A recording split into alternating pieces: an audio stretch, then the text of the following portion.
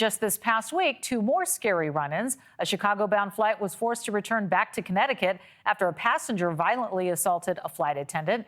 And a Marine might have saved an entire flight after stopping a passenger from opening an emergency exit door on a flight traveling from Houston to Japan. Here to weigh in on all of this is travel blogger and CEO of JohnnyJet.com. Johnny Jet is here, ladies and gentlemen. Let's talk this through. I mean, what's happening? Let's just start there. What is happening? Why is this happening so frequently? And what do you make of these recent assaults? You know, it's a good question. And I ask myself all the time when I read these. I mean, I write about this all the time in my newsletter. You know, I think the pandemic has a lot to do with it. In 2021, there was almost 6,000 disruptions, but they actually went down. Actually, in 2024, there was just over 1,300. So the number has actually really gone down, although it seems like more is happening and it's getting crazier. But the one thing is that there's security cameras everywhere now. Everyone has a cell phone camera.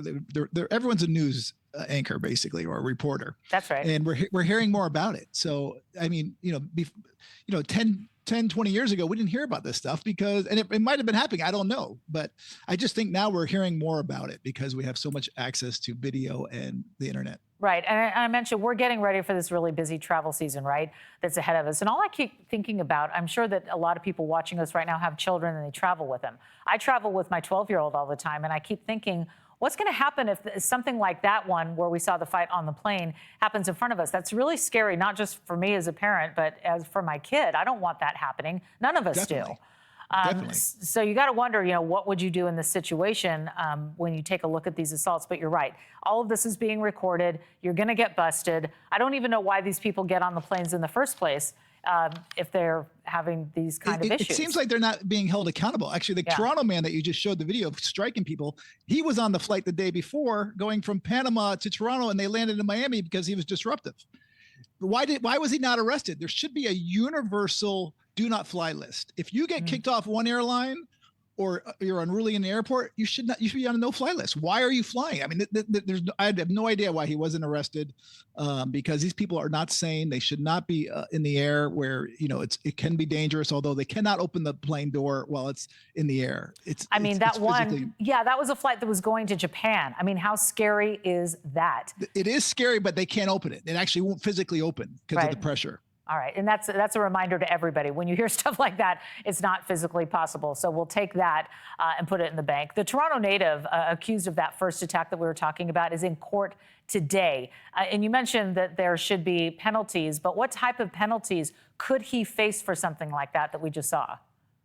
I supposedly he can go up to $37,000. I have no idea what they're going to do with this guy.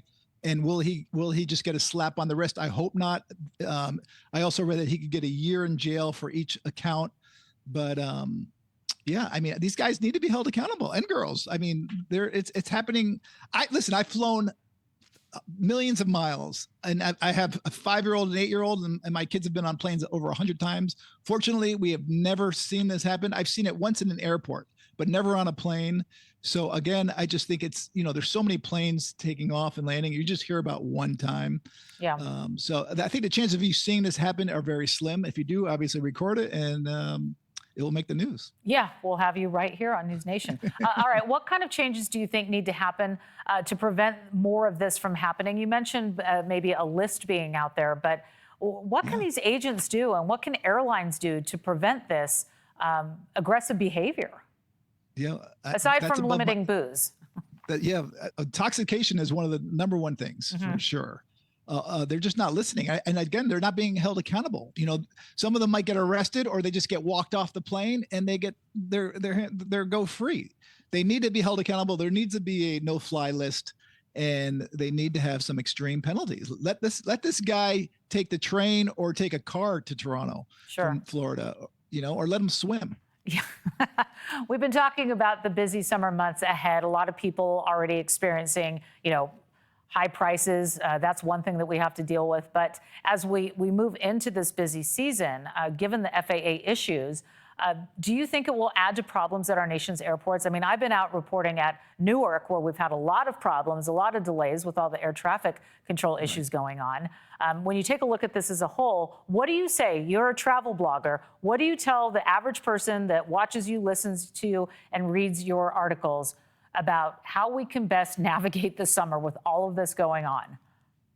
Try and relax, leave plenty of time, because things happen when you're rushing. There are delays or cancellations. If you're booking flights, make sure, and you're having a stopover or layover, make sure there's plenty of time in between, and just go slow. And if you see behavior like this, just get away from it and be aware. Just don't be looking at your phone the whole time. I always look around, like I'm always looking and seeing, because I'm ready for it. Right. And I think you're going to have fine. I think it's going to be a smooth travel summer. Newark is getting a lot better. It was a nightmare 2 weeks ago. They're doing some good things now. They're finally reducing the amount of flights. So hopefully this will help. But, leave plenty of time. If you need to be somewhere, if a wedding or a cruise, go a day or two before. Don't go the same day. Right. That's smart advice. And I like that advice of staying off your phone. It's hard to do when you're trying to, find your gate and all of that. But you're right, because it's not just people who might be unruly. It could be somebody, booking it through the terminal, trying to make their flight, and they could knock you over. I've seen that almost happen a couple of times. And these e-bikes are on sidewalks. I tell my kids all the time, be careful when you walk outside a door. And they're on the sidewalk. Period. It's scary. Yeah. Well, Johnny Jett, we look forward to talking to you through these busy months. I know you'll have more to share with us. We appreciate your time today. Thank you. Thanks for having me.